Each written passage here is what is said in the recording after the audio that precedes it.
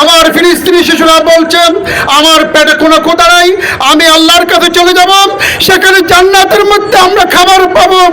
আজকের অসহায় ফিলিস্তিনের এই শিশুদের কান্না কোরআনের বলে দিয়েছে, আমার নির্যাতিত নিপীড়িত আমার কলিজার টুকরা ফিলিস্তিন মুসলমানদের পক্ষে আজকে আমরা রাঙ্গুনিয়ার একটু টুকরো জায়গায় বাংলাদেশ ইসলামিক ছাত্র শিবির জামাত ইসলামের পক্ষ হয়ে তাদের পক্ষ অবলম্বন করে সেই ইহুদিদের চক্রান্তকে নস্যাৎ করার জন্য আমরা এখানে দাঁড়িয়েছি।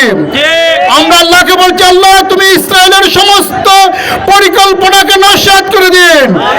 আর আমার ফিলিস্তিনি শিশুরা আকাশের দিকে তাকিয়ে বলছে, আমরা আল্লাহকে বলে দেব, তোমরা আমাকে মেরে ফেলতেছ।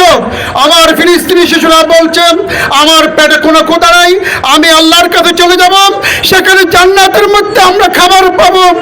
আজকের অসহায় ফিলিস্তিনের এই শিশুদের কান্না কোরআনের বলে দিয়েছে, মা লাকুম লা তুকাতিলুনা ফি সাবিলিল্লাহ ওয়াল মুস্তাদামিনার রিজাল ওয়ান নিসা বিল্লাযিনা ইয়াকুলুনা রাব্বানা আখরিজনা মিন হাযিহিল ক্বরিয়াতি যালিমা আহলুহা ওয়াজআলনা মিন লাদুনকা ওয়ালিয়্যান ওয়াজআলনা মিন লাদুনকা নাসীরা।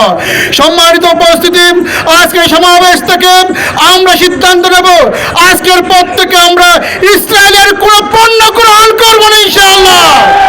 আজকে থেকে ইসরায়েলের সমস্ত পণ্যকে আমরা বয়কট ঘোষণা করেছি এবং আগামীতে ইসরায়েলের এই বিপক্ষে ইসলামের পক্ষে ফিলিস্তিনের পক্ষে আমরা সকল শক্তি সমর্থ নিয়ে আমাদের ভাইদের পক্ষে কাজ করার জন্য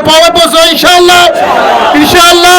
সকলকে মোবারকবাদ জানিয়ে আমাদের বিক্ষোভ সমাবেশের দিকে আমরা চলে যাচ্ছি।